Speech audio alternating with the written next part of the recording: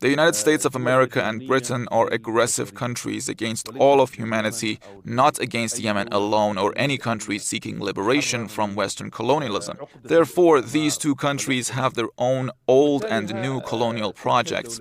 Britain and America are the ones who established the Israeli state in 1949, and therefore they seek to protect this entity by all means and capabilities.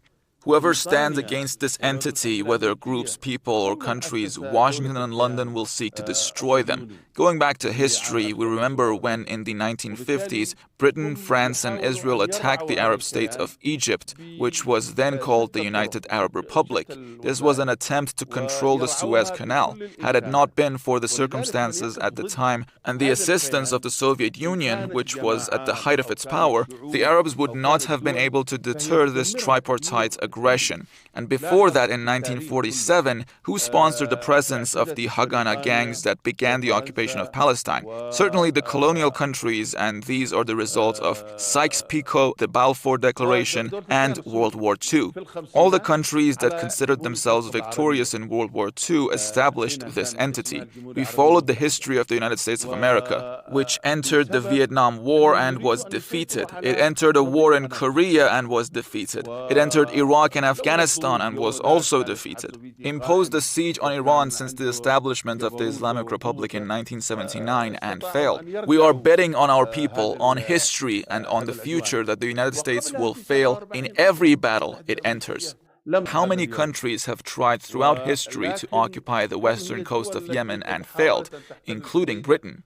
Britain tried after it occupied Aden and then occupied parts of Hodeidah, then failed and emerged defeated. The Turks, although we are of the same religion, also failed to occupy the Yemenis.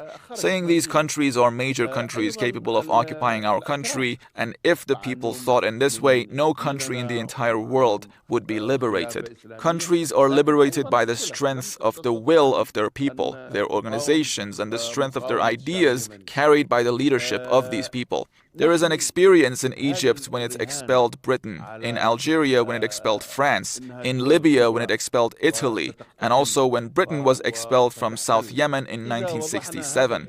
So it is the idea of an eternal struggle with these colonial powers that want to dominate the entire world, its resources and its straits. This has been part of a global concern for thousands of years. How long can you ignore the daily crimes in Palestine with folded hands? To date, the number of victims has exceeded 28,000 martyrs, not to mention the wounded and the missing.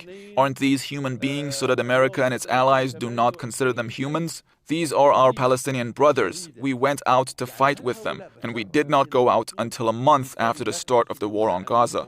We were waiting for the Arab regimes and armies that possess billions of dollars in weapons and the latest technologies to move, but they did not. When we felt that Arabs and Muslims had abandoned their responsibility to protect our people in Gaza, we intervened. We intervened to support the truth and the Palestinian mujahid and the Palestinian civilian who is being deported from one area to another, whether in Gaza or the West Bank. We did our duty when others did not. Our enemies try to distort our position, but the world knows our position. The aggression and blockade in Gaza must stop, and our operation at sea will stop. As for media lies, they will not work as they were in the past. Today, the world knows what is happening. We see free people demonstrate in America, Britain, Germany, France, and the rest of the Western countries.